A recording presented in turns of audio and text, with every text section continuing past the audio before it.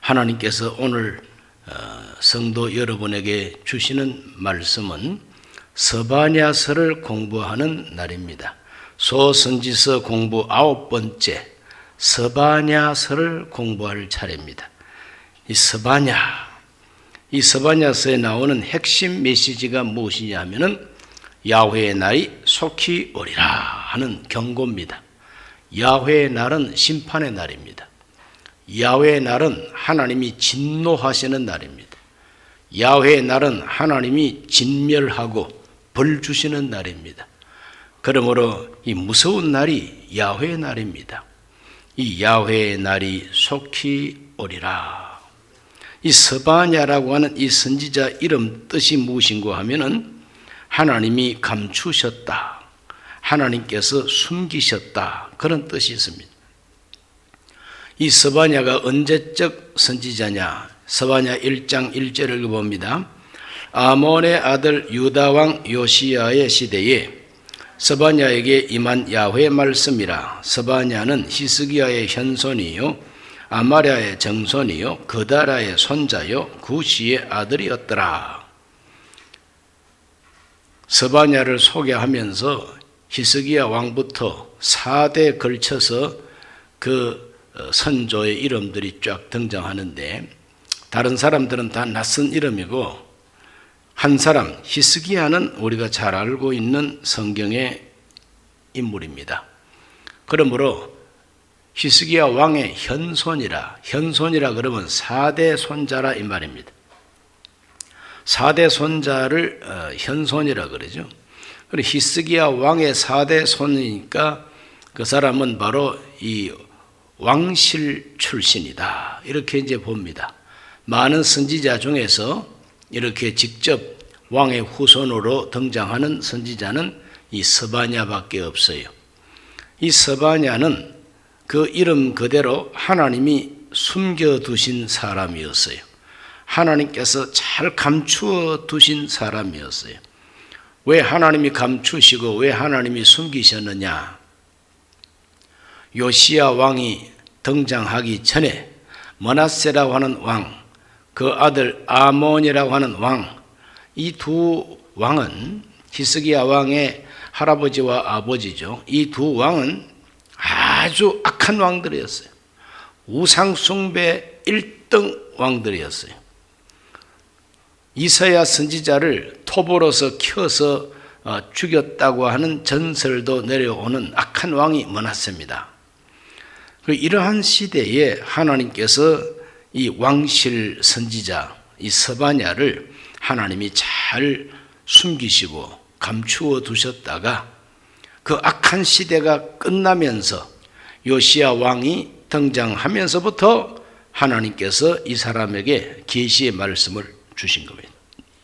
그래서 요시야 시대에 하나님의 말씀이 스바냐에게 임했다, 이렇게 말하고 있죠. 그것을 세계사 연대로 보면은 BC 640년에서 620년 그 사이입니다. 한 20년 동안 바로 이 스바냐는 하나님의 말씀을 대언하는 선지자로서의 사역을 감당하게 됩니다. 하나님께서 오랫동안 감추어 두셨던 바로 이 스바냐에게 주시는 그 하나님의 계시의 말씀은 군더더기가 별로 없이 시작하자마자 내가 진멸하리라, 내가 그들을 멸절시키리라, 내가 그들에게 벌을 내릴 것이다. 야훼 날이죠. 그러므로 야훼 날이 속히 임한다고 하는 예언을 하나님께서 주셨어요. 3장까지밖에 없습니다. 그런데 스바냐서 1장을 중심으로 보면은 유다 백성에게 대한 하나님의 심판의 예언이 나옵니다. 유다 백성에 대한 하나님의 심판, 그 심판의 날이 야훼 날입니다.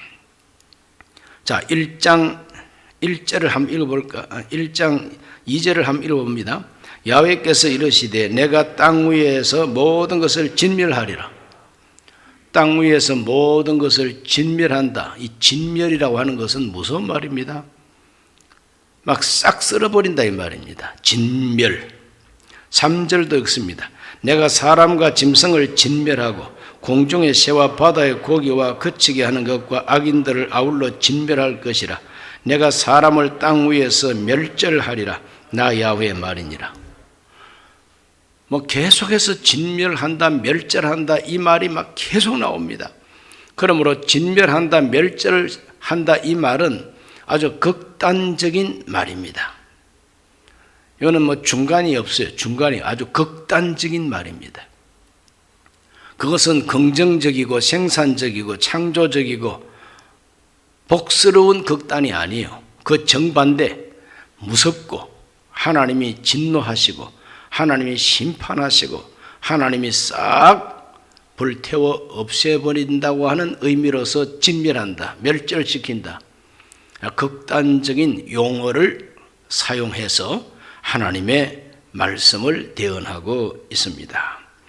자, 1장 4절을 다 같이 봅니다. 내가 유다와 예루살렘의 모든 주민들 위에 손을 펴서 남아있는 바알을 그곳에서 멸절하여 그마림이란 이름과 및 그 제사장들을 아울러 멸절하며, 이 우상들을 다 멸절하고 우상 숭배하는 우상의 제사장들까지 싹 하나님은 멸절시키겠다고 말합니다. 1장 5절 또 지붕에서 하늘의 뭇 별에게 경배하는 자들과 경배하며 야훼께 맹세하면서 말감을 가리켜 맹세하는 자들과, 여기 보면은 하늘의 뭇 별에게 경배하고 또 야훼께도 맹세를 한다 그랬어요. 그 이상하지 않습니까? 하나님께 경배하려면 하나님만 경배해야지 왜 그 하늘의 뭇 별에게 경배를 하고 말감을 가리켜 맹세합니까? 이것은 우상 숭배도 하고 하나님도 섬기고 양다리 걸치고 있다는 거죠. 그러니까 요시야 왕이 될 때 나이가 어렸습니다. 나이 어린 왕이 등극을 했지만 그 나이 어린 왕을 앉혀놓고 그 고관 대작들과 많은 귀족들은 자기들 마음대로입니다. 그 시대의 사회 그리고 그 시대의 종교 사회의 모습이 이중적으로 하나님도 섬기고 우상도 숭배하고 이 혼합주의 종교가 되어버렸다는 거죠. 짬뽕이라는 말 주로 많이 쓰죠. 그래서 많이 섞어버렸다. 이것저것 많이 섞어버렸다. 그래서 여러 가지 잡다한 우상 숭배도 하고 하나님도 숭배하는 이 혼합주의. 오늘날 우리 기독교 교계 안에도 혼합주의 기독교 교회들이 있습니다. 또 혼합주의 신학이 있습니다. 혼합주의 신앙생활을 하는 그런 교역자들도 있고 평신들도 학자들도 많습니다. 그것이 WCC라고 하는 세계교회협의회라고 하는 그 단체 안에 다 모여 있어요. 우리 한국에는 WCC라고 하는 이 단체와 같이 어깨를 나란히 하면서 신학을 함께 공유하면서 그들이 하는 대로 따라하는 그러한 계열의 교회 단체가 있는데 KNCC라고 합니다. KNCC. 바로 한국기독교교회협의회라고 합니다. 이 교단 안에는 짬뽕입니다. 뭐가 짬뽕이냐? 완전히 신신학으로 빠져버린 신학자들도 있고 또 보수 신학자들도 있어서 하나님을 또 바로 섬기는 그런 신학자와 교회도 있고 뒤섞여 있어요. 번복입니다. 그냥. 그래서 많은 그 보수적 신앙을 신봉하는 분들 가운데서 이 WCC와 관계되면은 나는 이 교회를 안 다니겠다, 이렇게까지 결심하는 분들이 있어요. 그래서 우리 기독교 대한 하나님의 성회, 우리 순복음 교단도 이 WCC 교단에 가입된 거 아니냐, 이런 식으로 의심을 하는 분들도 있습니다. 그런데 솔직하게 말씀드려서 과거에 우리 한국기독교교회협의회와 우리 교단이 함께 하자. 목적은 뭐냐? 대한민국을 위해서 해야 할 일은 함께 일하자. 각자 자기 신앙은 자기 신앙대로 지키면서 나라를 위하는 일에는 함께 하자 하는 때가 몇 년간 있었습니다. 바로 그때에 우리 이영훈 여의도 순복음교회 당회장 목사께서 그 NCC 회장도 하고 그랬습니다. 그 회장하고 퇴임하고 난 다음에 다른 분들이 NCC 회장하고 할 때에 저 부산에서 이 WCC 국제대회가 있었어요. 그럴 때 우리 여의도 순복음교회에서 협조를 많이 해줬습니다. 그걸 가지고 이제 우리 교단이 WCC에 가입된 교단이라 이래서 시험 들어서 교회를 떠난 성도들도 들어 계십니다. 이 여파가 해외에 있는 우리 교민교회까지 여파가 미쳐가지고 뭐 성도들 몇 사람 모이지도 않는 교회 안에서 순복음 WCC지 이러면서 교회를 떠나는 사람들도 있고 그렇습니다. 그러나 그때 그렇게 부산에 있는 WCC 그 운동에 국제회의에 도움을 주고 함께 협력을 했던 것은 나라를 위한 국제적인 대회니까 여기에 우리가 조금 협조를 하자 하는 차원에서 했다가 신학적인 논란이 심해지면서 우리 교단은 그곳에서 탈퇴를 했습니다. 그래서 지금은 전혀 관계하지 않고 있습니다. 이렇게 관계하지 않고 있음에도 옛날 생각만 자꾸 하고 가입된 것처럼 이렇게 생각하는 분들이 있는데 전혀 오해가 없으시기를 바랍니다. 우리는 WCC, 국제 WCC하고 아무 관계없는 교단입니다. 또 우리 교단이 한때 NCC에 가입해가지고 함께 한 때가 있었지만 NCC에서도 나왔습니다. 이렇게 해서 우리는 신학적으로 신앙적으로 그들의 신앙과 함께 할 수 없다 하는 입장을 확실하게 갖고 있다고 하는 것을 알고 의심하지 말고 오해도 없으시기를 바랍니다.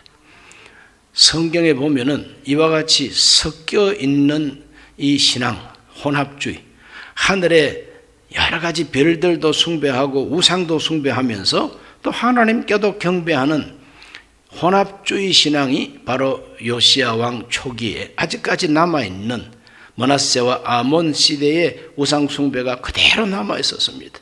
이것에 대해서 하나님은 심판한다고, 다 멸절시켜버리겠다고 하나님께서 말합니다.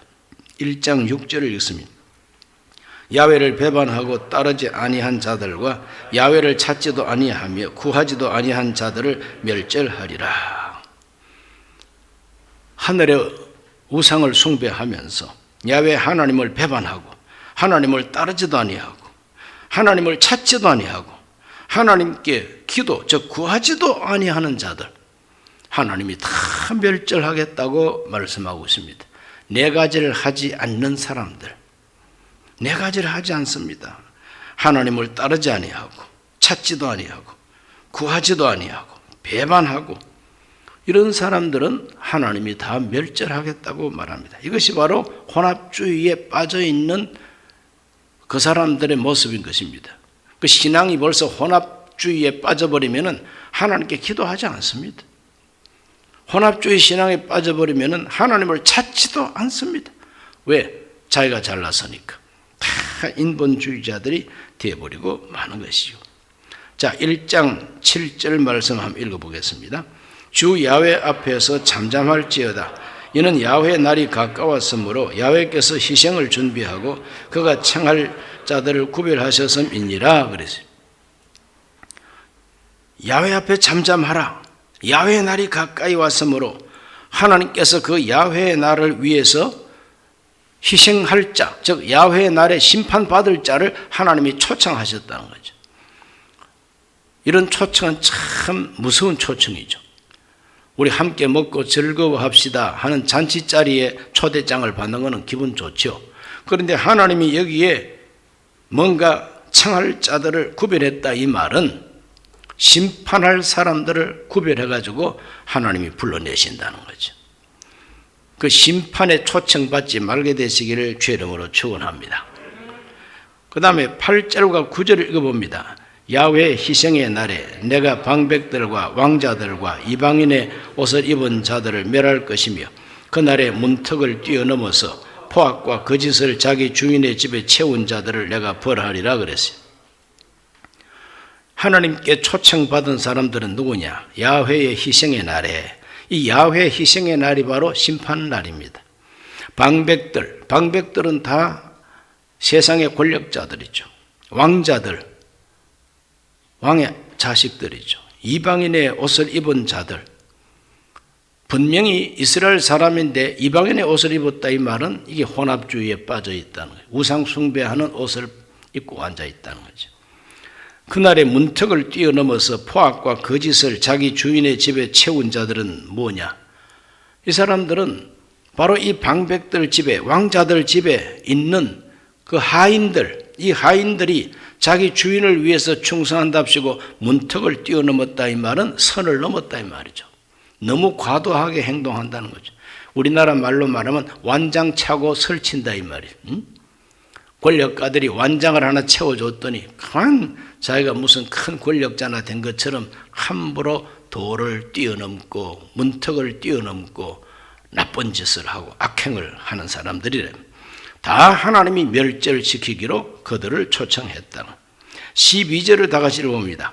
그때 내가 예루살렘에서 찌꺼기같이 가라앉아서 마음속에 스스로 이르기를 야훼께서는 복도 내리지 아니하시며 화도 내리지 아니하시리라 하는 자를 등불로 두루 찾아 벌하리니 그랬어요.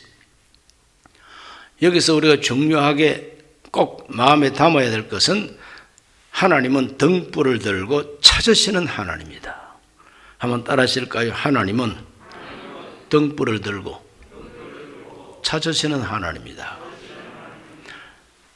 자, 등불 들고 찾는다의 말은 캄캄한 어두운 세상.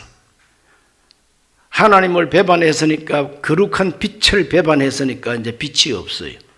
이 어두운 세상에 하나님께서 등불을 들고 누구를 찾고 있느냐? 착한 사람, 믿음 좋은 사람을 찾고 있는 게 아닙니다. 여기 보면은 죽일 녀석들을 찾고 있어요.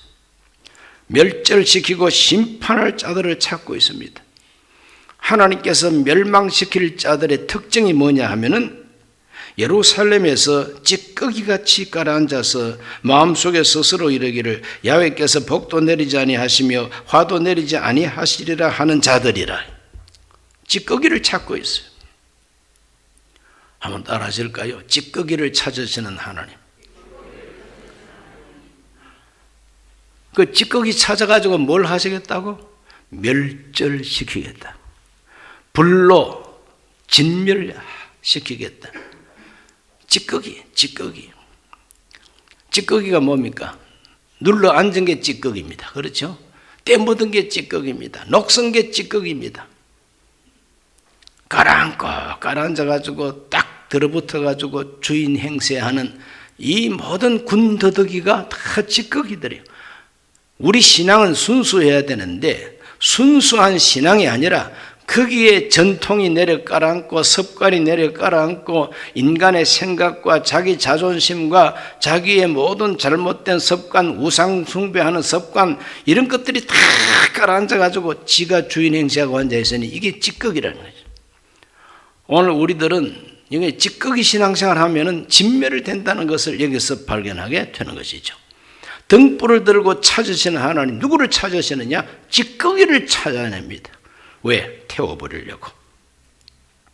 청소차가 주기적으로 정한 날 아파트나 동네마다 청소차가 다니면서 쓰레기를 모아갑니다. 쓰레기를 찾아요. 왜 찾습니까? 그걸 모아다가 저 어디 가서 태우든지 버리려고.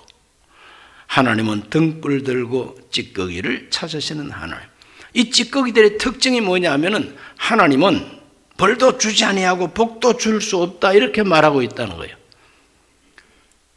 여러분, 하나님 복을 줄 수 없는 하나님이십니까? 복 주시는 하나님이에요. 하나님은 벌도 못 주는 하나님이세요? 하나님은 벌 주는 하나님이세요. 벌도 내리지 않고 복도 내리지 않는다 이 말은 하나님의 존재를 아예 양 싹 무시하는 인간들이라는 거죠. 형식적으로는 야훼를 경배하는 것 같지만은 속마음 속에 하나님의 살아계심, 하나님이 살아계셔서 인격자 하나님으로 복도 주고 벌도 주는 그런 하나님이 아니라는 거예요. 그러니까 지식화된 자기들 나름대로 만들어 놓은 지식의 하나님, 습관의 하나님, 형식의 하나님, 그 말로만 하나님 찾는 것이지 복 주고 벌 주는 인격 하나님을 믿지 않는 사람들이죠. 이게 찌꺼기라는 거예요.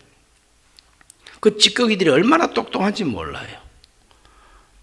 사회학, 철학, 문학, 시, 소설, 역사 능통합니다.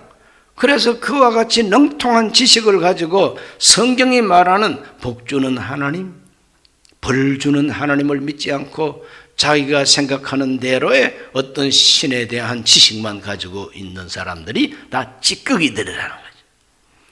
혼합주의자들. 하나님은 이걸 등불 들고 찾아가지고 다 불태우겠다고 말씀하고 계십니다.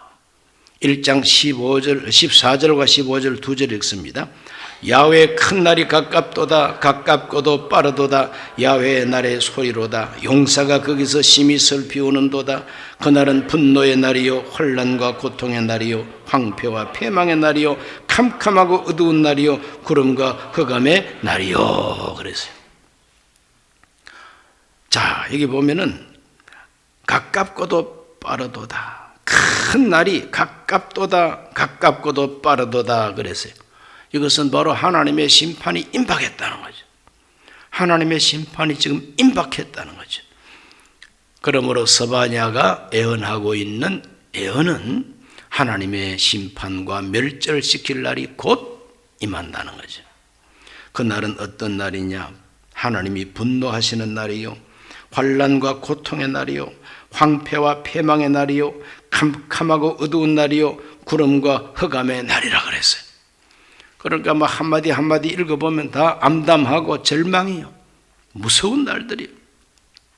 이런 하나님의 심판이 예고되어 있는 것입니다. 그리고 18절 읽습니다. 1장 18절. 그들의 은과 금이 야훼의 분노의 날에 능히 그들을 건지지 못할 것이며 이 온 땅이 야훼의 질투의 불에 삼켜지리니 이는 야훼가 이 땅 모든 주민을 멸절합니다. 놀랍게 멸절할 것임이라 그랬어요. 이게 결론이죠. 유다 백성들은 이와 같이 하나님 앞에서 멸절될 것이다 하는 것이 스바냐의 첫 번째 예언입니다. 두 번째 예언은 주로 2장에 나옵니다. 스바냐의 두 번째 예언은 이웃 나라들에 대한 심판입니다. 하나님은 이스라엘의 하나님만이 아니라 모든 나라들에게도 심판하시는 하나님이라는 것을 선지자들은 누구나 다 예언하고 있습니다. 이웃 나라들의 심판, 특별히 9절을 다 같이 읽어봅니다. 2장 9절. 그러므로 만군의 야훼 이스라엘 하나님이 말하노라. 내가 나의 삶을 두고 맹세하노니 장차 모압은 소돔 같으며 암몬 자손은 고모라가 될 것이라. 찔레가 나며 소금 구덩이가 되어 영원히 황폐하리니 내 백성의 남은 자들이 그들을 노력하며 나의 남은 백성이 그것을 기업으로 얻을 것이라. 소돔과 고모라처럼 멸망할 것이라고 모압과 암몬에 대한 하나님의 예언입니다. 2장 4절로 7절에는 블레셋이 멸절할 것이고 8절에서 11절까지가 모압과 암몬이 소돔 고모라처럼 멸망할 것을 예언하고 있습니다. 그 다음에 2장 12절을 다 같이 읽어봅니다. 구스 사람들아 너희도 내 칼에 죽임을 당하리라. 이 구스 사람은 아프리카입니다. 특히 애굽. 그러므로 애굽 제국도 하나님께서 칼로 다 멸절시킨다 그랬어요. 그 다음에 13절을 다 읽습니다. 야훼가 북쪽을 향하여 손을 펴서 아수르를 멸하며 니느웨를 황폐하게 하며 사막같이 메마르게 하리니 그랬어요. 이것은 아수르 제국을 하나님이 멸절시키겠다고 하는 예언입니다. 그 아수르 제국의 수도 서울이 니느웨입니다. 하나님께서 멸절시킨다. 하나님의 심판이 곧 임박했다. 그렇게 예언했는데 바로 이 스바냐가 예언하고 얼마 되지 아니해서 니느웨는 BC 612년에 나보폴라살이라고 하는 느부갓네살 왕의 아버지에게 멸망을 당하고 609년에는 아수르 제국 전체가 느부갓네살 왕 신바벨론 제국에 의해서 멸망을 받게 됩니다. 그러므로 이 선지자들이 예언한 대로 아수르는 멸망합니다. 니느웨가 완전히 황폐하게 되어버립니다. 이 성경이 뭐 황폐한다고 그랬죠. 니느웨를 황폐하게 하며 사막같이 메마르게 하리니 그랬어요. 그래서 실제로 이 니느웨 성이 엄청난 큰 성이었는데 사막처럼 되어버렸어요. 왜 사막처럼 되어버렸느냐 하면은 유프라테스 강, 티그리스 강을 끼고 있는 니느웨 성이 강물이 범람하고 그 강물의 범람으로 인해서 퇴적 물이 큰 온 성을 덮어버리고 사막처럼 되어 이제 1800년대 말에 발굴을 해가지고 그래서 불도저를 가지고 파내고 고고학자들이 막 파내고 하다 보니까 옛날에 니느웨 성문과 성곽이 나오는 거예요. 그럼 하나님께서 말씀한 그대로 황폐하게 되고 사막같이 되어버린 거예요. 그것이 지금 고고학 발굴에 의해서 다 캐내고 보니까 성경이 그대로 이루어졌다는 것을 증명하게 되는 것입니다. 하나님 말씀은 변함없이 이루어진다는 걸 믿으시기를 바랍니다. 그러니 유다 왕국 주변에 있던 이 강국 이런 나라들도 하나님께서 다 멸절시킨다고 예언하고 있는 것이 2장입니다. 그 다음에 세 번째로는 예루살렘에 대한 심판을 하나님께서 예언합니다. 유다와 예루살렘을 구분하는 이유는 무엇이냐? 유다는 유다 백성들 사회에 있었던 그 사회 윤리와 사회 종교 상태고, 예루살렘에 대한 하나님의 심판은 지도자 그룹, 유다 왕국을 이끌고 가는 지도자 그룹, 그 사람들이 너무나도 하나님 앞에 타락하고 범죄가 심하고, 그래서 그들에게 하나님이 심판을 내리겠다고 예언하고 있습니다. 3장 1절 읽어봅니다. 패역하고 더러운 곳, 포악한 그 성읍이 화 있을진저.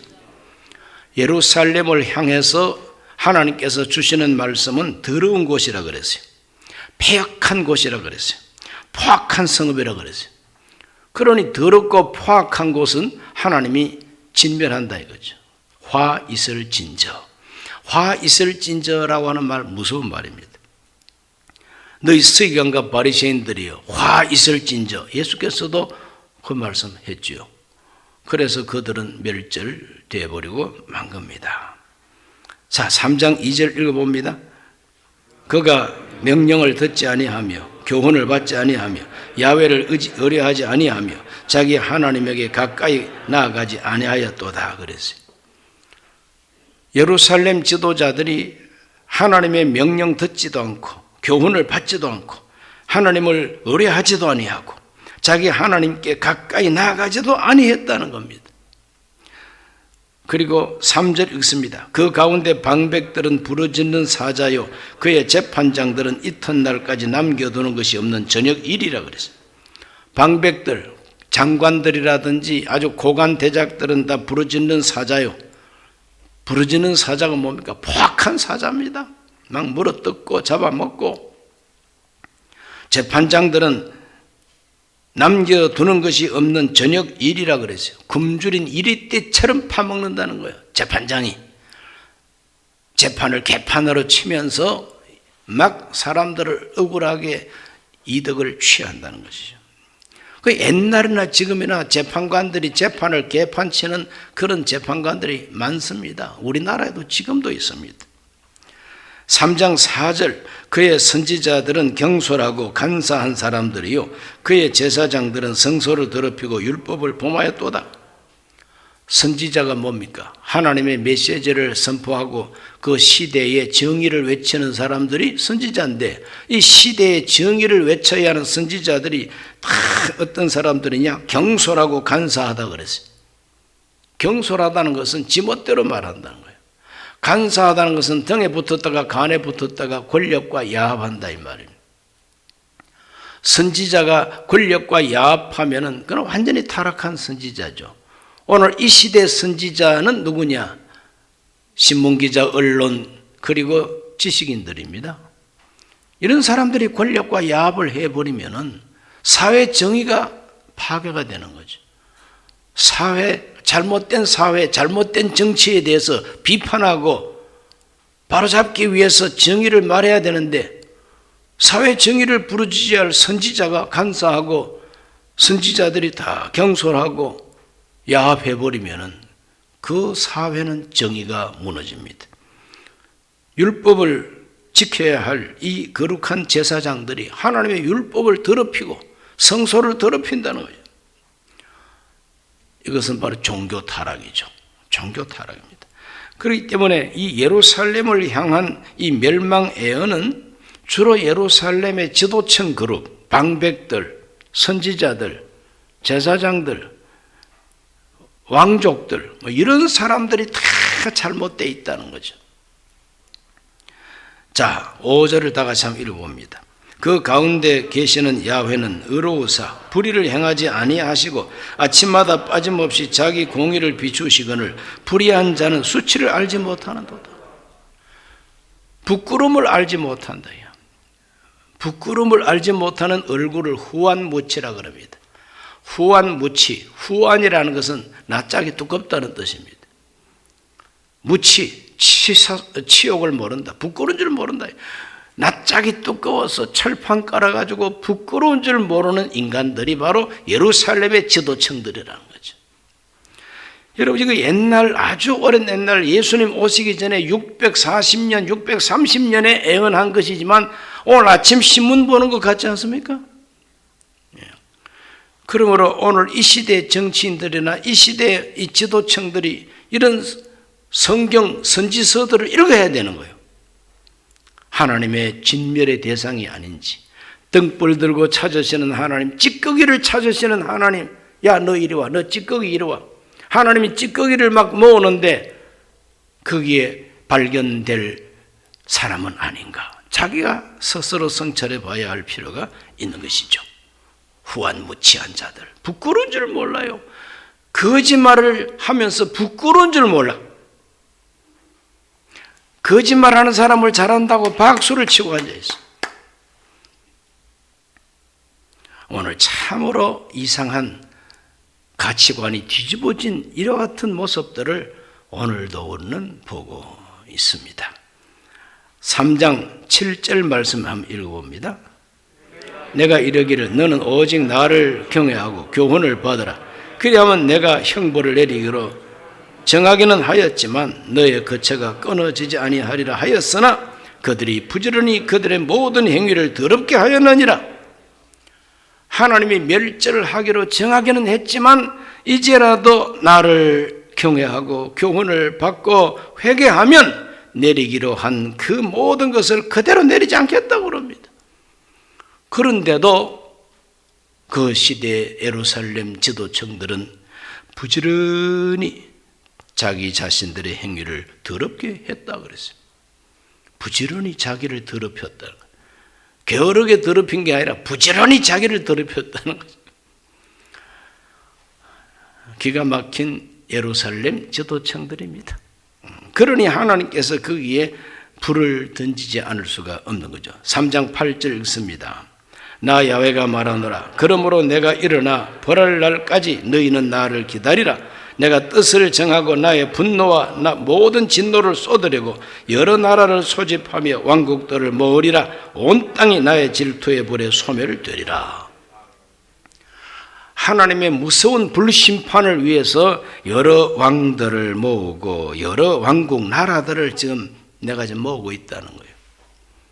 하나님께서 심판을 위해서 나라들을 모으고 계신다 하는 것을 말하고 있죠. 지금도 우리 동북아시아에는 하나님께서 뭔가 심판하기 위하여 나라들을 모으고 계셔요. 나라들을 모읍니다. 현실 국제 정세를 보십시오. 미국을 중심으로 해서 일본과 대만과 그리고 호주, 인도 이런 나라들이 이제는 연합을 하고 있습니다. 목적은 중국을 차단하기 위해서. 중국이 얼마나 뻔뻔한 나라냐 하면은 그냥 자기 땅도 아닌데 산호초라고 이렇게 땅 밑에서 올라온 수심이 옅은 곳에 산호초가 있잖아요.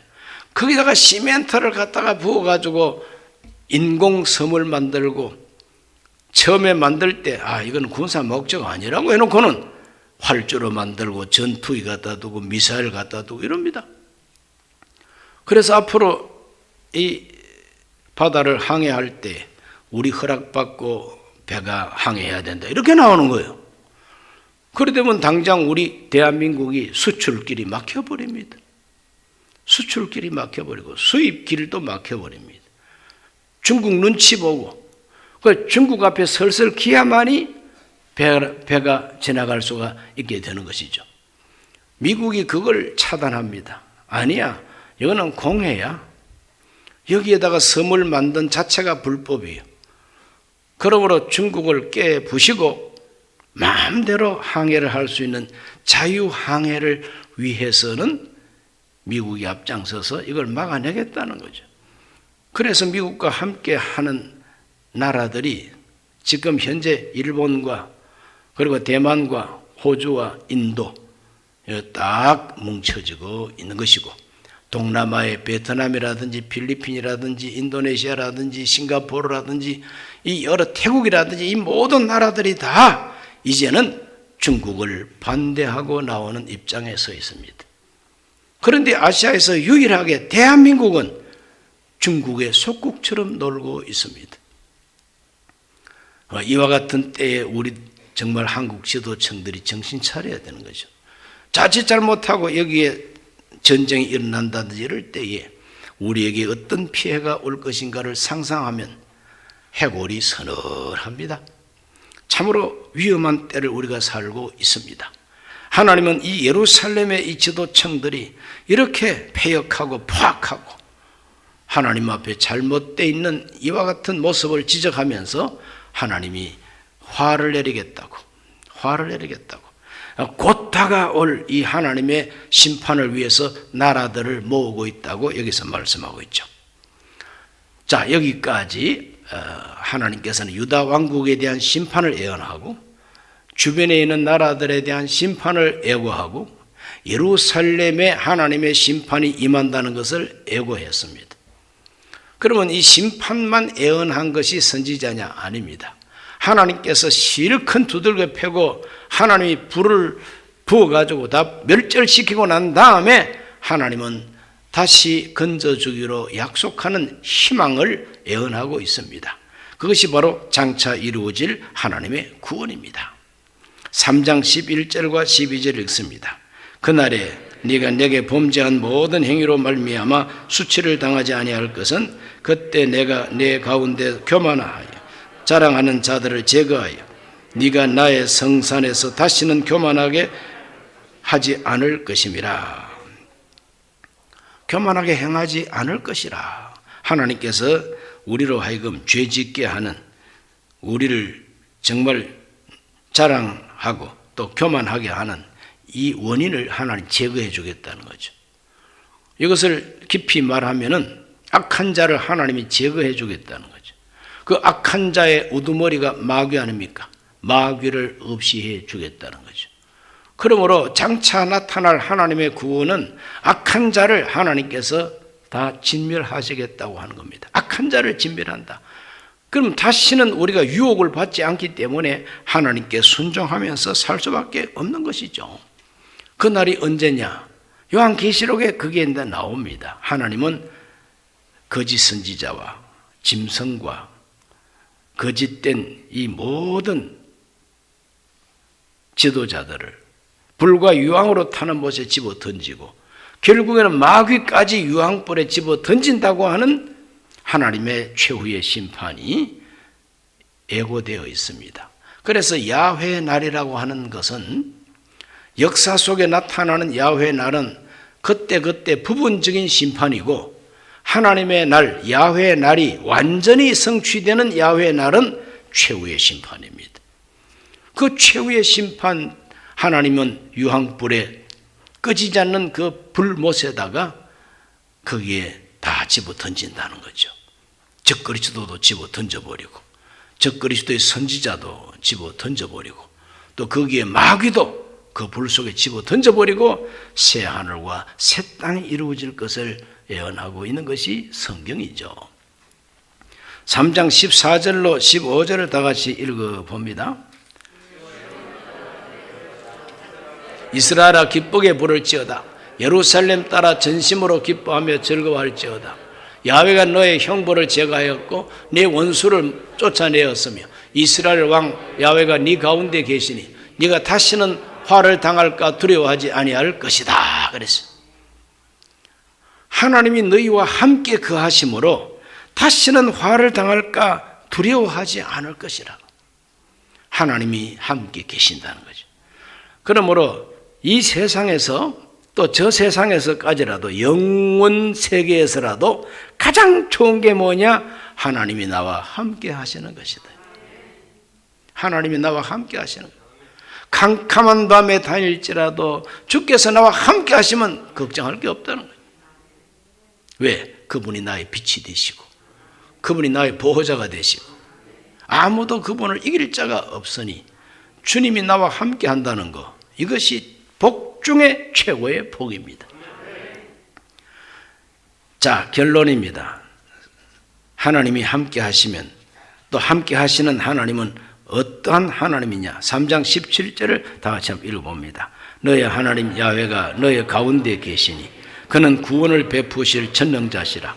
그가 너로 말미암아 기쁨을 이기지 못하시며 너를 잠잠히 사랑하시며 너로 말미암아 즐거이 부르며 기뻐하시리라. 그랬어요. 우리와 함께 하시는 하나님은 나를 기뻐하시고 나 때문에 기쁨을 이기지 못하여 하시고 그것 때문에 노래하시는 하나님. 성경 전체에서 하나님이 노래한다고 하는 표현은 여기밖에 없어요. 하나님이 우리 때문에 노래하신다요.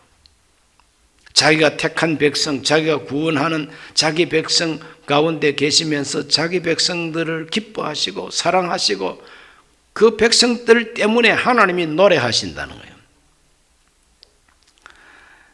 얼마나 아름다운 표현인지 모릅니다. 그러므로 하나님이 나 때문에 노래할 수 있으면 좋겠다. 자기 아내가 너무너무 좋으면 아내 때문에 노래하는 남편이 최고 행복한 남편이죠.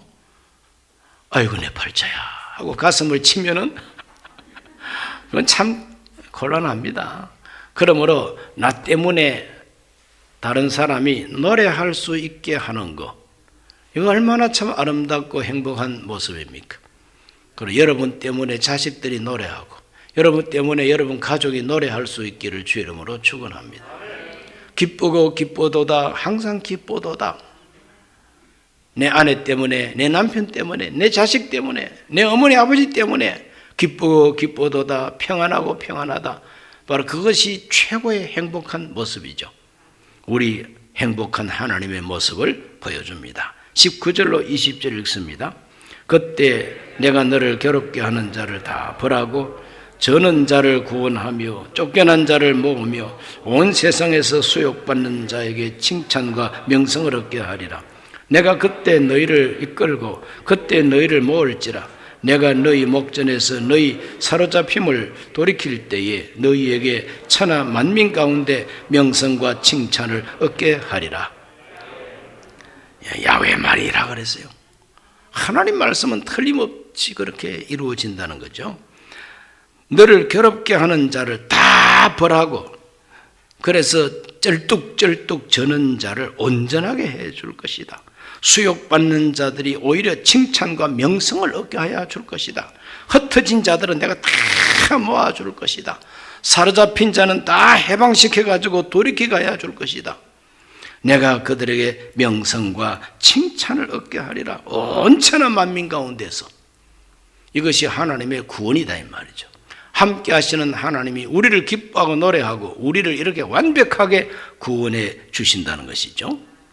이것이 1차로 성취된 것이 BC 538년 고레스 왕에 의해서 해방을 받은 겁니다. 포로 생활 70년 만에 해방받은 기쁨이 1차 성취입니다. 그 부분적인 성취죠. 역사 속에 일어난 부분적인 성취지만 그 1차 성취입니다. 2차 성취는 언제냐?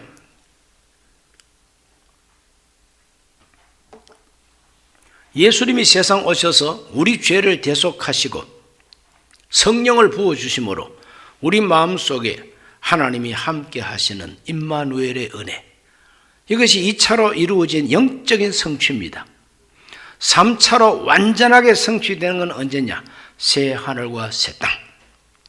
예수 그리스도의 재림을 통해서 야훼의 날이 마지막 최후의 심판으로 모든 악한 자들에게 심판이 임하고 믿는 자들에게 새 하늘과 새 땅이 열리는 것이 완전한 성취입니다. 그 읽어봅니다. 요한계시록 21장 1절로 4절 다 같이 읽습니다.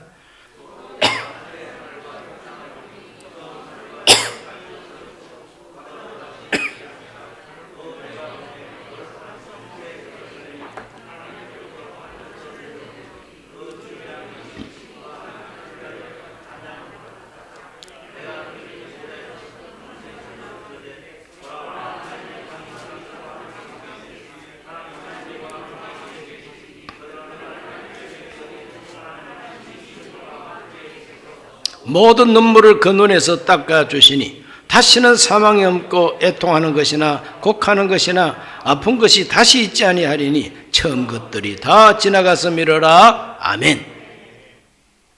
다 지나가 버렸다. 그래서 새하늘과 새 땅에서 하나님과 함께 영생하는 것, 그건 하나님이 늘 함께 하시는 바로 그 상태가 영원 무궁세계죠. 선지자가 예언하고 있는 하나님이 우리와 함께 하신다는 그 성취, 완성, 역사 속에 부분적으로 완성된 것은 포로에서 해방된 것이고 영적으로는 예수님을 통한 구원이고 역사 속에서 마지막으로 완전한 완성은 장차 올 그리스도의 재림을 통해서 이루어질 새 하늘과 새 땅의 세계라는 겁니다. 믿어지십니까? 짧은 3장까지밖에 없지만은 엄청난 하나님의 미래까지 예언하고 있는 것이 스바냐서 됩니다. 그러므로 오늘 우리는 야훼의 날이 가까이 왔다는 걸 잊어서는 안 됩니다. 심판의 날이 가까이 왔다는 걸 잊어서는 안 됩니다. 지금 권력 있고 지금 자기들이 온갖 짓을 다 할 수 있다고 생각하지만 심판의 날이 곧 임박했어요. 하나님의 날이 곧 임박해 옵니다. 우리 하나님은 살아 계십니다. 그리고 믿는 우리들에게 새하늘과 새 땅은 곧 다가온다는 걸 믿으시기를 바랍니다. 기도합니다. 하나님 아버지, 오늘 이 복된 수요 성경 공부의 날 스바냐서를 공부하게 해주셔서 감사합니다. 곧 다가오는 하나님의 심판의 날, 야훼의 날이 곧 다가온다고 우리에게 경고했습니다. 우리 모두는 혼합주의에서 빠져나오게 하여 주옵시고 하나님을 찾는 자들이 되게 해 주옵소서. 예수님 이름으로 기도하옵나이다. 아멘.